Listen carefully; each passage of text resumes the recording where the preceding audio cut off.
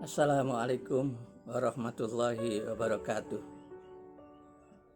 Alhamdulillah alladzi syara'a lana nikaha wa naddaba ilaihi wa harrama sifaha wa adal azabal alima alaihi wassalatu wassalamu ala rasulih akrama khalqih wa khatama rusulih sallallahu alaihi wasallam wa ala alihi wa sahbihi. Amma ba'du, ya ibadallah, usikum wa nafsi bittaqwallah, faqad faza man ittaqa wa qad khaba man asa. Qala Allah subhanahu wa ta'ala fil Qur'anil Karim wa huwa asdaqul qailin. A'udzu billahi samiil alim minasyaitonir rajim. Bismillahirrahmanirrahim. Wa min ayatihi an khalaqalakum min anfusikum azwaja litaskunu ilaiha wa ja'ala bainakum mawaddatan wa rahmah. Inna fi dzalika la ayatil liqaumi yatafakkarun. Qala Rasulullah sallallahu alaihi wasallam, an-nikahu sunnati, faman raghiba an sunnati falaisa minni. Sadaqallahul azim wa sadaqa rasuluhun nabiyul habibul karim wa nahnu ala dzalika minasyahidin wa syakirin. Alhamdulillahi rabbil alamin. Pertama, mari kita panjatkan puji dan syukur kehadirat Allah Subhanahu wa taala yang telah menciptakan makhluknya hidup berpasang-pasangan dan yang telah menghamparkan bumi tanpa fondasi dan yang telah membentangkan langit tanpa tiang. Hadirin jamaah Al-Irbi'ah dan Al-Hunafa yang saya hormati, mari kita sampaikan salawat dan salam kepada junjungan kita Nabi besar Muhammad sallallahu alaihi wasallam beserta keluarganya, para sahabatnya, dan para pengikutnya hingga akhir zaman kelak. Hadirin jamaah Al-Irbi'ah dan Al-Hunafa yang saya hormati, pada kesempatan ini saya ingin menyampaikan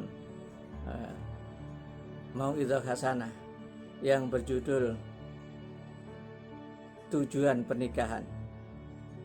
Karena beberapa waktu yang lalu saya menyampaikan tujuan pernikahan ini dalam acara nasihat perkawinan di Bumi Serpong Damai. Nah, untuk itu ingin saya berbagi kepada jamaah sekalian, karena waktu itu tidak sempat direkam, maka sekarang saya rekam tentang tujuan pernikahan ini. Ini saya sampaikan dengan niat agar calon-calon pengantin baru bisa dengar, dan juga pengantin lama boleh juga ikut mendengarkannya untuk disampaikan kepada anak dan cucunya. Bapak Ibu anggota pengajian Al-Irbi'ah dan Al-Hunafa yang saya hormati, di dalam ayat tadi itu di surat Ar-Rum yang saya baca ayat 21 yang berbunyi wa min ayatihi, dan di antara tanda-tanda kekuasaanku an khalaqalakum min anfusikum azwaja, Dia Allah telah menciptakan pasangan-pasangan dari jenis kita sendiri. Nah, jenis kita sendiri itu bukan dari laki-laki Allah ciptakan pasangannya laki-laki lagi, bukan, tapi laki-laki Allah ciptakan dengan jenis pasangannya yaitu perempuan. Jenisnya sama-sama manusia begitu.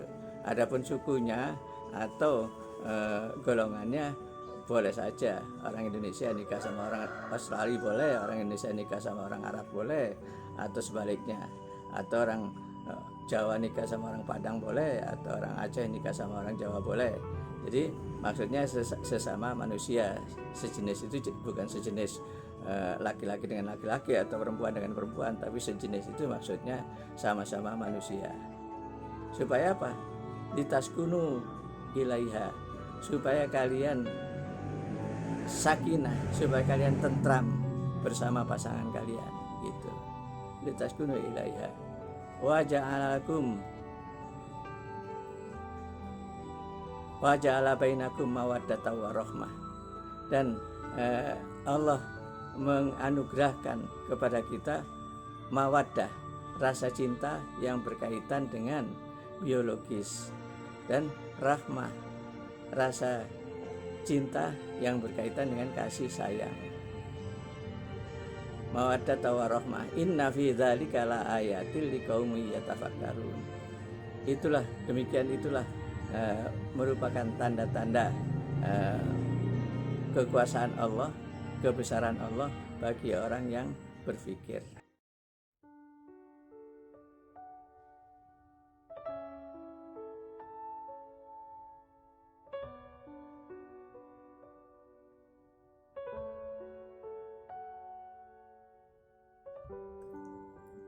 Hadirin jamaah pengajian Al-Irbiah dan Al-Hunafa yang saya hormati.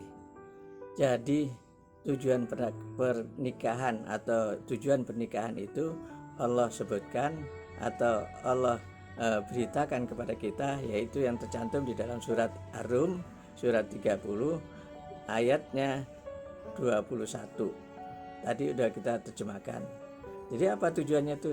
Agar keluarga itu tersebut sakinah. Sakinah itu apa? Sakinah itu adalah tentram. Wa min ayatihi an khalaqalakum min anfusikum azwaja litaskunu ilaiha. Agar kamu tentram bersama pasangan kamu itu. Jadi tujuannya agar pernikahan itu agar tentram gitu. Nah, tentram itu bagaimana orang bisa tentram? Nah, tentram itu menurut para ulama itu paling tidak terbagi menjadi 5. Keluarga itu bisa tentram kalau 5 ini terpenuhi. Apa itu yang 5?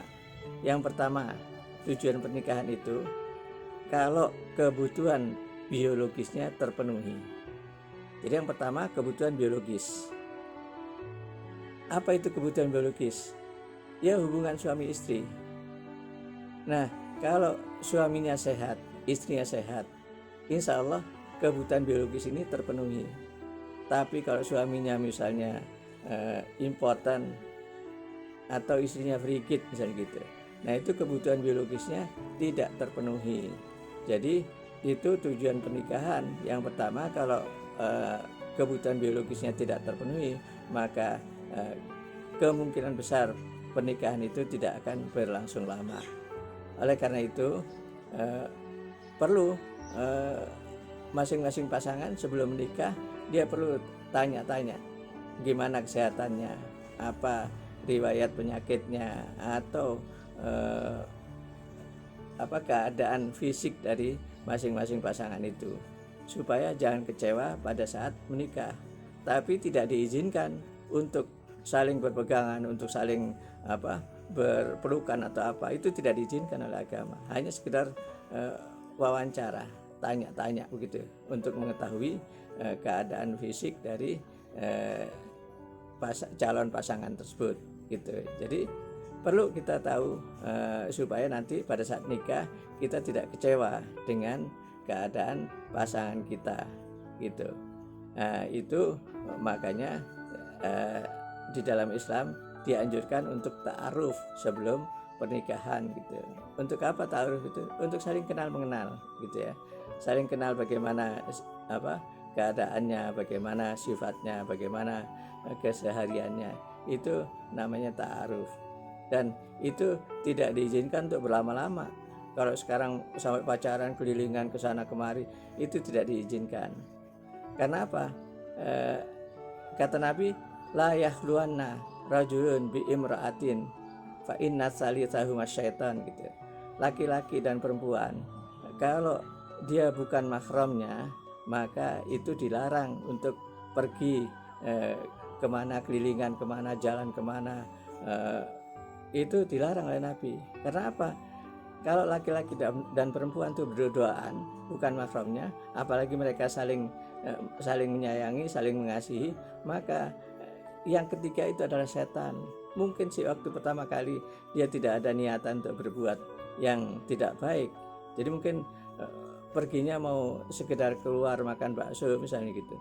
Nah, pertama kali jalan biasa aja, terus begitu itu setan bisikin, kalau kamu jalan traktir bakso nggak nonton dia, rugi kamu gitu. Itu bisikan dari setan itu. Akhirnya si laki-laki nonton si perempuan juga mau gitu. Jadi itu akhirnya setan yang berperan di situ. Akalnya sudah hilang, pengetahuan agamanya sudah luntur, mungkin dia tahu bahwa perempuan, laki-laki perempuan berpegangan itu yang bukan mahramnya itu dosa, tapi karena setan, nah itu dosa kecil, itu dibisikin sama setan begitu, akhirnya dia lakukan itu, padahal itu dosa itu gitu. Jadi jangan sampai itu terjadi pada diri kita ketika kita bertaaruf, kita sedang berkenalan. Berkenalan itu untuk sekedar mengetahui bagaimana sifatnya, bagaimana keadaan seharinya, bagaimana hubungan dengan orang tuanya, atau kita ingin tahu kerjanya di mana, atau kesehariannya, bagaimana melaksanakan ibadahnya dan segala macam. Itu yang ingin kita ketahui supaya jangan kita kecewa setelah menikah kelak gitu.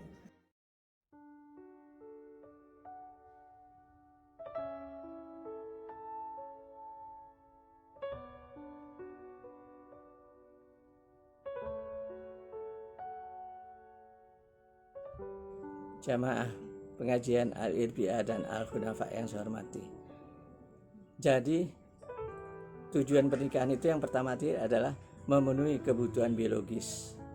Nah, memenuhi kebutuhan biologis ini jangan serta-merta begitu setelah nikah, begitu malam pertama langsung kita tegrep aja istri kita. Jangan seperti itu. Jadi kita ada aturan-aturannya. Sebaiknya kita bersih-bersih badan dulu, sudah mandi, sudah bersih, udah wudhu dan segala macam, terus baca doa. Jangan lupa baca doa, karena kalau Allah berikan itu menjadi anak, nanti dari hubungan badan antara suami dan istri ini, insya Allah anaknya akan menjadi anak yang soleh, yang kita harapkan lebih soleh dari bapak dan ibunya. Itu yang kita harapkan. Jangan sampai anak itu nanti susah dididiknya. Makanya sebelum berhubungan badan dengan istri, hendaknya kita kita siapkan diri kita dulu dengan kita mohon pertolongan kepada Allah Subhanahu wa taala, kita doa kepada Allah Subhanahu wa taala. Kalau hubungan kita ini Allah takdirkan menjadi seorang anak, menjadi janin, maka ya Allah jadikanlah janin itu atau anak itu menjadi anak yang soleh. Jadi gitu. Apa doanya? Allahumma jannibi syaitan wa jannibi syaitana ma razaqtana. Ya Allah, jauhkanlah kami dari setan. Maksudnya ketika berhubungan itu dijauhkan Allah dari setan.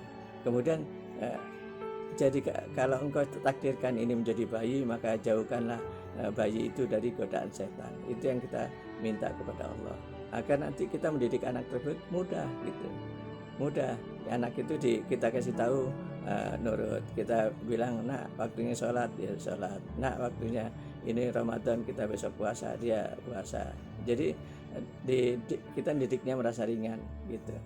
Itu karena dalam Islam itu pendidikan itu bukan dari mulai udah sekolah aja, bukan. Dari mulai buayan sampai liang lahat, itu pendidikan sepanjang kita hidup itu adalah pendidikan. Jadi kita harus sampaikan waktu sebelum kita nikah itu, bahkan harus sudah ada nilai-nilai pendidikan di diri kita. Nah itu, jadi yang pertama kebutuhan biologis. Nah kebutuhan biologis itu kalau kita sudah ada pasangan kita, maka kita insya Allah kita tidak akan tergoda oleh perempuan lain, asalkan kita sendiri bisa membakari diri bahwa yang halal hanya istri yang ada di depan kita. Adapun perempuan-perempuan yang lain, meskipun dia lebih cantik dari istri kita gitu ya, lebih baik dari istri kita, tapi itu adalah haram buat kita. Makanya kita harus dan kita wajib memuaskan diri dengan istri kita sendiri, karena itu yang halal buat kita. Jadi jangan sampai kita melampaui batas, karena kalau istri orang atau perempuan lain yang nggak halal bagi kita, itu berarti kita melampaui batas. Jangan sampai kita melanggar aturan yang Allah tetapkan pada diri kita, karena nanti kita dimintai pertanggungjawaban di hadapan Allah Subhanahu wa taala. Nah itu. Nah, terus yang kedua apa? Kebutuhan psikologis. Yang kedua adalah kebutuhan psikologis. Jadi suami istri itu harus saling istri harus menghormati suami, karena suami itu pada hakikatnya adalah hubul jah, gila hormat gitu. Dan suami juga harus menyayangi istri, karena pada hakikatnya istri itu adalah hubul mahmadah. Istri itu adalah cinta pujian. Jadi dia udah dandan 1 jam di depan kaca gitu ya, udah pakai lipstik, udah pakai ras pipi, udah pakai pensil alis dan sebagainya, kemudian suaminya diem aja, cuek aja gitu. Nah itu jangan. Pujilah istri kita, karena istri itu juga mengharapkan pujian dari suaminya, karena istri itu gila pujian. Jadi kalau dipikir-pikir, suami istri itu sama-sama gila gitu ya. Si suami gila hormat, coba suami dilecehkan, marah dia gitu. Nah coba istri dia udah dandan 1 jam nggak dipuji, dia kecewa gitu. Atau dia masak udah dari pagi capek-capek dia masak, kemudian masakannya kita celak, dia kecewa gitu. Jadi itu harus kita pahami sebagai suami istri. Jadi itu menghindarkan pertengkaran. Jadi kita harus saling menghormati gitu ya. Si istri menghormati suaminya, si suami menyayangi istrinya dengan pujian-pujian.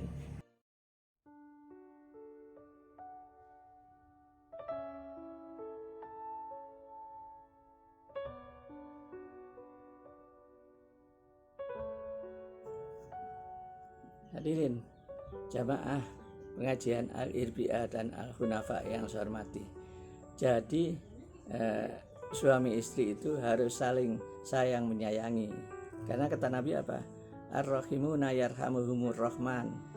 Saling kasih sayanglah di antara kalian, niscaya kalian akan disayangi oleh yang maha penyayang, yaitu Allah subhanahu wa ta'ala. Irhamu, sayangilah man fil ardi, semua yang ada di bumi ini. Yarhamukum man fis sama, niscaya kalian akan disayangi oleh yang ada di langit, yaitu oleh para malaikat dan oleh Allah subhanahu wa ta'ala. Jadi kita diperintahkan oleh Nabi saling sayang menyayangi di bumi ini. Nah apalagi istri yang sudah kita minta haknya, atau kita ambil haknya dari bapaknya, dari ibunya, kita ambil untuk kita jadi istri kita. Makanya kita harus menyayangi mereka, menyayangi dia gitu. Dan itu menjadi tanggung jawab kita gitu. Kalau kita perlakukan tidak senonoh, maka kita akan dimintai pertanggungjawaban di hadapan Allah Subhanahu wa taala. Makanya jadi suami istri itu harus saling sayang menyayangi. Kalau kita saling sayang menyayangi, maka Allah akan turunkan keberkahannya dari langit sehingga hidup ini menjadi nyaman, cari rezeki jadi mudah gitu ya. Segala usahanya juga jadi mudah. Itu karena hormatnya istri pada suami dan juga sayangnya suami pada istrinya. Itu adalah kebutuhan kedua, kebutuhan psikologis. Kebutuhan yang tiga apa? Kebutuhan yang tiga adalah kebutuhan kebendaan. Jadi kalau kita masih bujangan gitu ya, gaji seberapapun kita agak sulit untuk menabungnya. Makanya kita kalau sudah masing-masing calon suami atau calon istri tersebut sudah memenuhi syarat, artinya apa? Umurnya sudah cukup, tidak melanggar undang-undang, kemudian badannya sehat, kemudian secara kejiwaan juga sehat, kemudian secara finansial juga mempunyai kemampuan, pekerjaannya udah bagus gitu ya, penghasilannya cukup, maka itu dianjurkan untuk segera menikah, menghindari perbuatan dosa, baik itu dosa mata, dosa telinga, atau dosa pikiran, atau dosa-dosa yang lain. Itu karena apa? Itu sudah fitrah manusia. Laki-laki senang dengan yang perempuan senang dengan yang laki-laki. Itu fitrah manusia. Itu tidak bisa dihindarkan. Tapi itu perlu disalurkan. Jadi nafsu itu tidak boleh dibunuh. Jangan sampai nafsu itu dibunuh, mati orang nafsu itu dibunuh. Misalnya nafsu makan, kita tekan, kita nggak makan. Nah, itu lama-lama mati, kita nggak makan gitu. Begitu juga nafsu seks itu adalah fitrah dari manusia, itu harus kita tetap salurkan, tapi sesuai dengan anjuran Allah dan Rasulnya. Itu jadi itu kebutuhan kebendaan. Kebutuhan kebendaan itu apa? Setelah yang pertama tadi kebutuhan kebutuhan biologis terpenuhi, kemudian kebutuhan psikologis terpenuhi, yang ketiga kebutuhan kebendaan. Orang begitu nikah itu perlu tempat tinggal. Nah, perlu tempat tinggal. Nah, itu adalah tanggung jawab suami. Suami harus mencarikan tempat tinggal, syukur-syukur yang layak. Kalau belum bisa beli ya kontrak dulu atau nyewa dulu atau bagaimana usahanya supaya yang penting ada tempat tinggal. Itu. Setelah tempat tinggal itu terpenuhi, maka kebutuhan lain-lainnya harus diusahakan supaya terpenuhi, karena itu merupakan kebutuhan pokok gitu, tempat tinggal gitu. Nah, itu ada kebutuhan, termasuk kebutuhan kebendaan. Jadi kebutuhan kehidupan ini suaminya harus menjamin, harus berusaha untuk bisa memenuhi kebutuhan istrinya gitu. Nah, kalau misalnya penghasilan istrinya tidak penghasilan suaminya tidak mencukupi, maka sebaiknya si istri bersabar dulu sambil mendoakan supaya rezeki keluarga itu, rezeki suaminya ditambah oleh Allah Subhanahu wa taala. Tapi kalau penghasilan suaminya ternyata tidak cukup, kemudian istrinya berusaha untuk membantu penghasilan suaminya dengan dia bekerja atau dia berusaha atau kegiatan-kegiatan lain yang mendatangkan maisha, mendatangkan kelebihan untuk kehidupannya, maka itu boleh-boleh saja gitu. Yang penting suaminya mengizinkan. Nah, itu jadi kebutuhan ketiga adalah kebutuhan kebendaan. Itu mutlak itu, karena orang nggak mungkin hidup tanpa ada yang dimakan, tanpa ada yang diminum, tanpa ada barang-barang yang diperlukan. Jadi suaminya harus berusaha keras untuk bisa memenuhi kebutuhan kebendaan ini.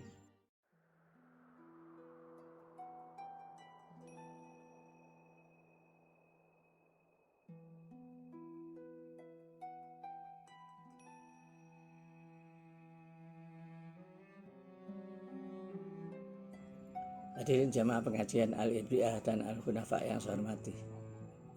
Jadi sudah kita bahas tadi itu sebagian dari surat 30 surat Ar-Rum ayat 21. Tujuan pernikahan itu adalah sakinah, agar pernikahan itu tercapai, yaitu sakinah yang berarti tentram. Orang bisa tentram atau keluarga yang baru membentuk itu bisa tentram kalau terpenuhi. Yang pertama tadi kebutuhan biologis terpenuhi, yang kedua kebutuhan psikologis terpenuhi, yang ketiga kebutuhan kebendaan terpenuhi, dan yang keempat adalah kebutuhan keturunan. Jadi orang biar sehat seperti apa, biar suaminya menghormati istrinya menghormati suaminya menyayangi istrinya, kemudian kekayaannya sudah cukup misalnya gitu. Tapi kalau belum punya keturunan, dia tidak punya keturunan, maka itu rasanya di keluarga tersebut belum lengkap gitu ya, belum lengkap rasanya kebahagiaannya kalau belum hadir anak-anak dari mereka gitu. Nah, itu makanya kebutuhan keempat adalah kebutuhan keturunan. Itu yang merupakan salah satu kebutuhan dari satu keluarga. Untuk apa? Ya untuk melanjutkan generasi berikutnya gitu. Karena Nabi itu senang dengan orang yang punya anak banyak, punya keturunan banyak. Yang penting jangan sampai anak-anak tersebut kita tidak urus. Jadi kalau kita punya anak, kita sekolahkan dengan nilai pendidikan yang bagus, nilai agamanya, pendidikan yang bernilai agama yang bagus. Jadi jangan sampai itu kita berikan pendidikan yang sekuler, pendidikan yang nggak kenal agama. Nanti kita akan dimintain pertanggungjawaban kalau anak itu tidak mengerti Tuhan, tidak paham Al-Quran, tidak paham Nabi. Nanti kita yang dituntut di akhirat kelak oleh Allah Subhanahu wa taala, karena kita tidak mendidik anak-anak kita untuk menjadi anak-anak yang soleh dan solihah. Tidak kita kenalkan dengan Islam, tidak kita kenalkan dengan Allah, tidak kita kenalkan dengan agama. Maka itu kita wajib mengenalkan anak-anak kita kepada akidahnya, supaya akidah itu benar dan tauhidnya benar. gitu ya. Setelah itu baru syariatnya kita kenalkan, baru supaya akhlaknya jadi mulia. Makanya itu orang kalau akidahnya kuat maka syariatnya akan taat. Kalau syariatnya akan taat maka akhlaknya akan mulia. Nah itu kita berusaha untuk anak-anak keturunan kita seperti itu gitu ya. Nah setelah kita usahakan maksimal upaya kita untuk menjadikan anak-anak tersebut anak-anak yang soleh gitu ya, tapi ternyata masih ada kendala di sana sini, maka itu kita berdoa kepada Allah. Setelah berusaha maksimal, kemudian berdoa optimal, kemudian hasilnya kita bertawakal kepada Allah. Semoga Allah memberikan semua yang terbaik buat kita dan keluarga kita. Insya Allah akan kita lanjutkan ke pertemuan berikutnya. Sampai di sini dulu tujuan perkawinan ini kita bahas. Insya Allah kita lanjutkan Rabu berikut. Terima kasih atas perhatiannya. Mohon maaf atas segala kekurangannya. Kalau yang benar itu datangnya dari Allah Subhanahu wa Ta'ala, dan yang salah itu mutlak dari diri saya sendiri. Terima kasih. Wallahu muwaffiq ila aqwamit thoriq. Wassalamualaikum warahmatullahi wabarakatuh.